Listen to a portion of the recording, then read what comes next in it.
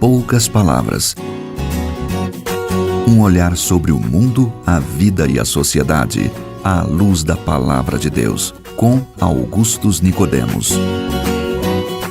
Olá, estamos de volta com o programa Em Poucas Palavras, você nos acompanhando através do Facebook, dos podcasts, enfim, todos os meios que você usa para acompanhar as edições do programa Em Poucas Palavras. Eu sou o Natsa Matias, comigo o nosso comentarista, âncora do programa, Pastor Augustus.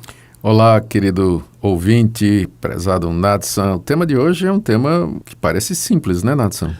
Parece porque as pessoas até respondem de maneira mais simples, né? E pois é. Esquecem de entender um pouco mais isso aí.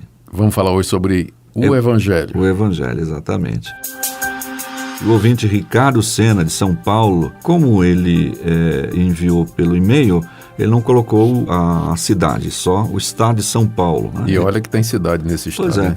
Até eu quero avisar para os nossos ouvintes que você que enviar por e-mail e também através do WhatsApp, já manda o seu nome, a cidade de onde você está escrevendo, para a gente poder fazer menção aqui ao local de onde você está escrevendo, tá bom? Então, o Ricardo Sena, ele tem uma pergunta muito relevante, ele diz o seguinte, abre aspas, sempre que posso pergunto a algum crente o que é o Evangelho. Quase sempre escuto que o Evangelho é a boa nova. Então eu falo para a pessoa que eu não quero saber o conceito da palavra Evangelho, mas o que é o Evangelho. E ele diz, quase sempre fico sem resposta, pois as pessoas não sabem o que é Evangelho, ou o que é o Evangelho, ou seja, não sabem o que é essa boa nova. Então, Ricardo, fique ligado, porque no programa de hoje falaremos sobre o seu tema. O Ricardo Sena Ibrahini faz o seguinte pedido, Pastor Augustus. Gostaria de ouvir em poucas palavras o que é o Evangelho. Poucas palavras, mas não duas apenas. Tá certo. Não tem como escapar. A palavra Evangelho, ela é uma palavra que vem do grego, é o angelion, e que significa exatamente isso, uma boa notícia, uma informação que produz alegria, satisfação. E, é claro, o conteúdo do Evangelho que é a preocupação do Ricardo, né? Exato. Ele está querendo saber o que é. Eu vou tentar definir o Evangelho pensando aqui nos chamados 5 pontos do calvinismo, Natsa. Esses 5 pontos, eles foram elaborados muito tempo depois da Reforma Protestante, não foram elaborados por Calvino, mas por seguidores de Calvino, e eles visavam exatamente responder o que é que há de bom no Evangelho. E isso porque eles estavam envolvidos numa discussão com outros grupos, né, que estavam questionando o que seria, de fato, o conteúdo das boas novas. Em linhas gerais, esses 5 pontos do calvinismo, que, na verdade, para mim, são 5 pontos da teologia bíblica, eles dizem o seguinte, e o primeiro ponto não é uma boa notícia. O primeiro ponto diz que o pecado de tal maneira afetou a raça humana, e todos pecaram, que o homem é incapaz de conhecer a Deus por si mesmo. Sim. O homem não pode ver a Deus, ouvir a Deus, sentir a Deus, não pode reagir a Deus, não pode aceitar as ofertas de perdão da parte de Deus e nem se preparar para isso. O homem está morto nas suas ofensas e pecados. O pecado o embruteceu, insensibilizou, de tal forma que se o homem ficar largado à sua própria sorte, ele nunca vai se arrepender dos seus pecados e jamais voltará para Deus e muito menos crerá na pessoa de Jesus Cristo. Então isso é uma má notícia. Essa é a má notícia e só dá para entender a boa à luz da má, né?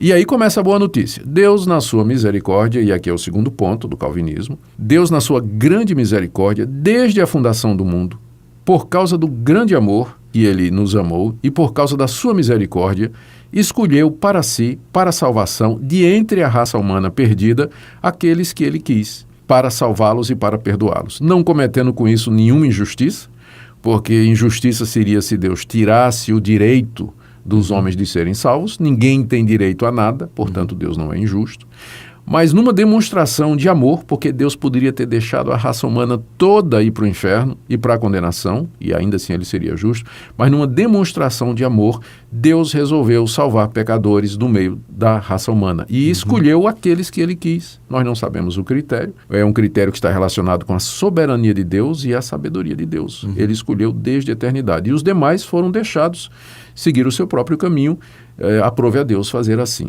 Então a boa notícia é que a raça toda não vai para o inferno. Mas Deus, de entre a raça humana, tem aqueles que haverá de salvar. Segunda boa nova, e que é o terceiro ponto do calvinismo, é que Jesus Cristo, Filho de Deus, veio a esse mundo, tomou a forma humana e na cruz do Calvário ele pagou efetivamente a culpa, o pecado e a condenação dessas pessoas que Deus quer salvar. Ou seja, nenhuma gota do sangue de Cristo foi derramado em vão.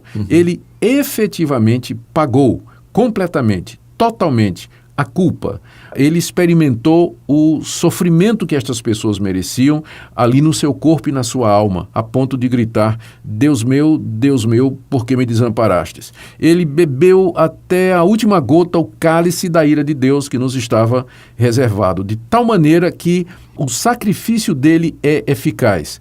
É diferente de outras linhas de pensamento que acham que Cristo morreu para dar uma chance a todo mundo, e nesse caso Cristo até teria morrido por gente que hoje está no inferno.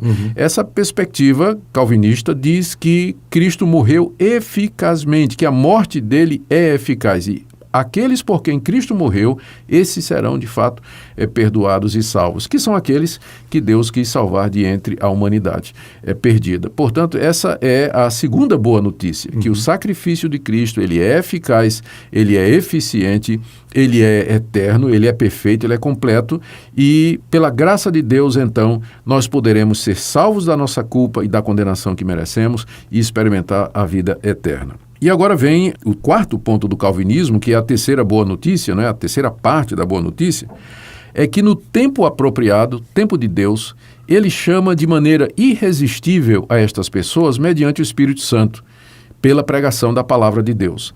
E ele faz isso de maneira diferente, com pessoas diferentes, de métodos diferentes, em lugares diferentes. Mas o ponto é que Deus vai chamar estas pessoas irresistivelmente. Elas ouvirão o chamado de Deus através da pregação, através da leitura da Bíblia, através de um testemunho, enfim. E elas serão coagidas, coagido não é bem a palavra que eu usaria, mas elas serão persuadidas, convencidas pelo Espírito Santo de que elas estão perdidas, de que não há esperança de salvação e de perdão, a não ser na pessoa de Jesus. Elas serão habilitadas a crer em Jesus Cristo, elas se arrependerão dos seus pecados e voluntariamente elas virão a Jesus Cristo e o receberão como seu Senhor e como seu Salvador. Os olhos serão descortinados, descortinados. Isso, os ouvidos, né, destampados, né, por assim dizer, o coração se inclina, não é?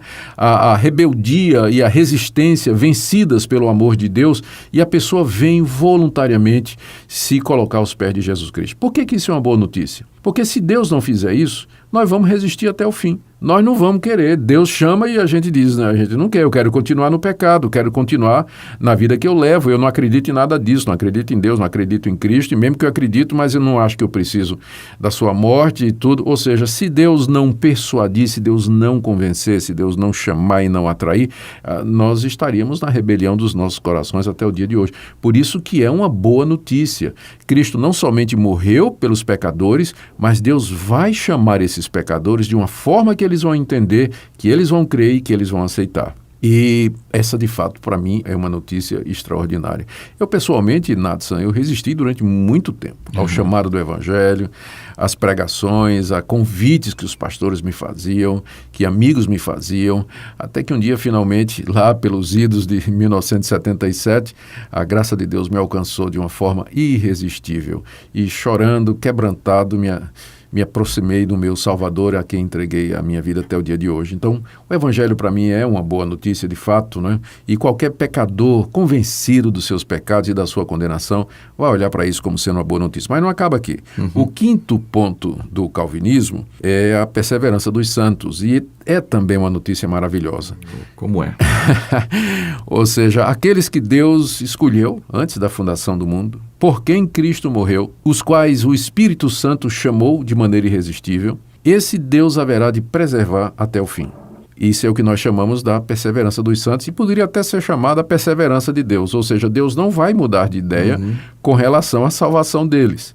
E vai de tal maneira guiar a vida deles, pelo Espírito Santo, pela palavra, pelos meios de graça, pela providência, de tal forma que esses que foram chamados pelo Espírito Santo, por quem Cristo morreu e que Deus escolheu, aqui nessa vida, apesar dos altos e baixos, eles permanecerão na fé.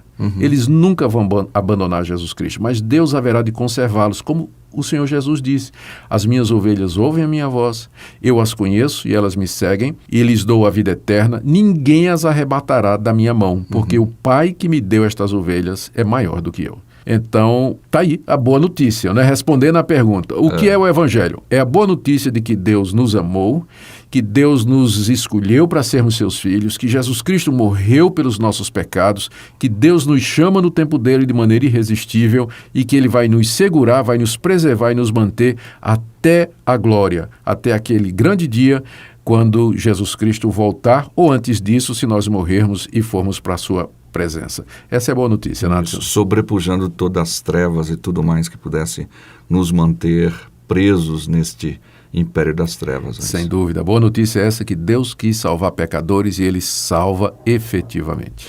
Pois é, então está aí para o Ricardo a resposta e também para você que não conhecia esse conteúdo do Evangelho. Se querem saber um pouco mais, você vai perceber que toda esta argumentação que o pastor Augustus colocou agora há pouco, toda a história do desenrolar dessa boa notícia, começa lá em Gênesis, termina em Apocalipse, e você vai conhecer, tendo isso como a sua linha mestra para entender esse plano de Deus de trazer resgate. Você sabe uma coisa que me dá tristeza, Nathan? É que essa boa notícia, ela vem cada vez sendo menos anunciada, não é? Pelos que deveriam estar proclamando a grandeza e a graça e a misericórdia de Deus. Muita gente tem transformado a boa nova do Evangelho simplesmente numa mensagem imediatista que visa atender às necessidades físicas das pessoas, saúde, prosperidade, emprego, sucesso, um casamento e coisas dessa natureza. Isso entristece o coração da gente. Mas onde o Evangelho é pregado em verdade, nós vemos aí pecadores, de fato,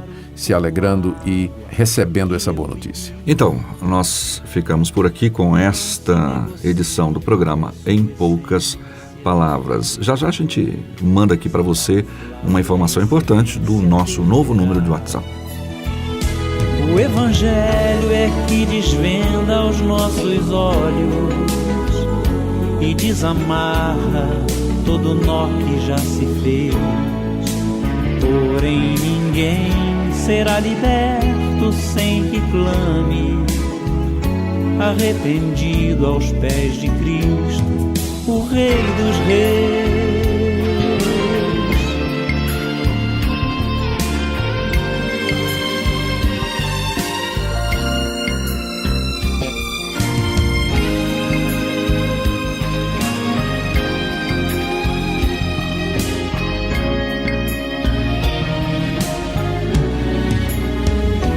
O Evangelho mostra o homem morto em seu pecar, sem condições de levantar-se por si só, a menos que Jesus, que é justo, o arranque de onde está e o justifique, o apresente ao Pai. Mostra ainda a justiça de um Deus que é bem maior. Bem, chegamos ao final de mais uma edição do programa Em Poucas Palavras. Anote aí o nosso novo WhatsApp, tá bom?